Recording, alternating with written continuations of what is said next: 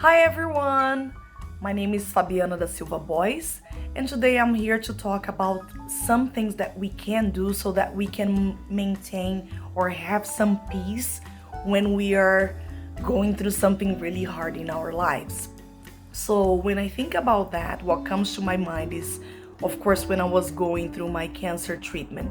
So, during the first week, it was just a matter of understanding what was going on and understanding all the procedures that I would have to go through in order to beat cancer very well.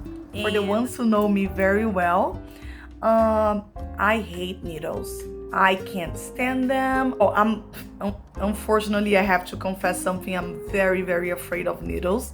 So for a cancer patient, that's not good, to say the least, right?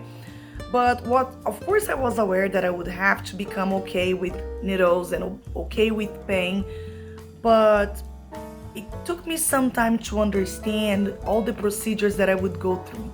And the first procedure, one of the first procedures that the doctors explained to me was about bone marrow aspiration. And as the name sounds, it's something that is very, very painful, right? So basically, to explain it very quickly, it's a needle going inside your bone and sucking some cells, and the doctors identify if there are cancerous cells in it or not. So of course, a very, very, very important procedure for a person who is beating cancer, who is going through a cancer treatment. So I knew there was no way I would get away from it, right? So once I was explaining to a friend of mine what I had to go through, it was the first time that I was aware of mindfulness.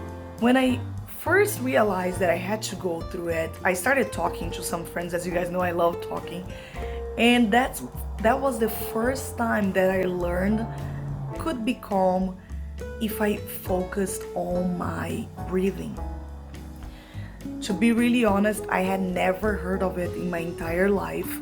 And the idea that I would be able to overcome obstacles, or that I would be able to remain more resilient just by focusing on my breathing, to me it was completely new. I could not believe right first, and it was not easy at first, and I have to thank a very good friend of mine who taught me, Sarah, who taught me about it.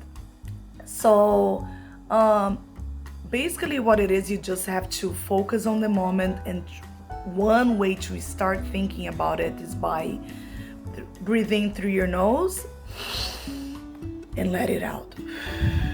The first time that I heard about it, I thought, like, how can I even think about it when I know that there will be a needle just coming to my back, right? But then I realized that was just a strategy, the first step that I could do so that I could focus on what was happening in that exact moment. And in that exact moment, I was breathing. So that was the first lesson that I learned about the importance of mindfulness and the importance of focusing on my own breathing. So it was a great lesson that I learned, and it did help me throughout my entire cancer treatment. I'm not gonna lie, at first it is very hard because we get distracted and so many different thoughts come through our minds, right? But it was a technique that I started, and then I practiced, and then I practiced, and then later on I started having the ability of meditating, right? Which is not easy, but I think it's possible if you want to do it, if you want to achieve it, and if you want to do it little by little. When I learned about mindfulness, I also learned about the importance with mindfulness comes acceptance. And I had to accept that I was going through a cancer treatment, right? So I think people usually choose two pathways. Either they accept or they stay on denial, right? They are on denial of what they're going through.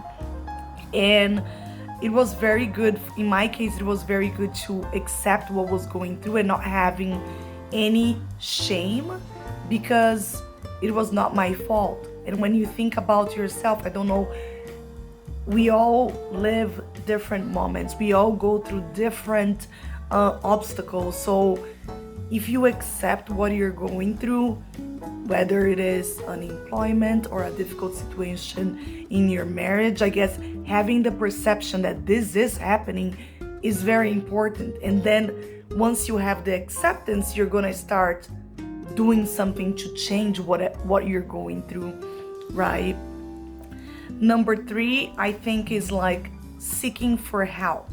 So in my case, of course, I was in the hospital and I was getting any kind of help that I could. So whether it was meditation, from religion, from my friends, Facebook. I don't think there was, I don't think Instagram was a thing in 2013, but I was willing to receive any kind of help, whether it was from friends, families, and I think this is something that can help you overcome whatever you're going through, right? Some people, they decide to simply close down and like simply decide to not really share what they are going through, and I think it's harder just because you don't have a person that you can count on or a group of people that will be supporting you. And the last thing that I think it was very important for me, that helped me out a lot, and it can help you as well, I think finding a new passion. So in my case, once I was going through my cancer treatment, what really helped me was writing my book, focusing on something new, and not only focusing only on the cancer treatment, on the needles, on the bone marrow aspiration, on all the bad things that were surrounding me. So that, like, the fact that I thought about writing a book was something that really gave me strength to focus on. I need to be alive. I will continue. I will persevere. I have this huge project. So I guess finding a new passion is great. And now in the pandemic, something that really has helped me a lot is like this YouTube channel, right? Knowing that it is a new project and it is something that somebody can be listening to whatever I'm saying, and it can make somebody else's day better, makes me feel good about it. So I think in summary, those are the things that I would advise you to focus on. Number 1, make sure that you think about moments that you are quiet, that you can reflect on yourself, and that you can focus on yourself. And through breathing and meditation, that's one technique. Number 2 is accept. Make sure that you try to accept what you're going through, whether it is unemployment, something in your marriage, something with your kids, whatever it is. Make sure that you accept what you're going through so that you can move on and you can take actions to get out of the situation. Number 3, when you can, seek for help, and it's okay to get help from others. Seeking for help is not a sign of weakness, it's a sign of strength, in my opinion, because you are allowing others to lift you up, and that's what we should all do. And the 4th one would be find a new passion.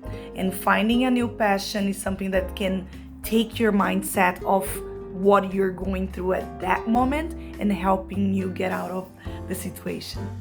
Alright guys, so that's all for today. So if you liked this video, please leave a comment right here, a thumbs up, share it with your friends. Let me know if you agree or if you have ever used any type of technique for mindfulness. And I'll see you guys next week. Have a fabulous week. Bye.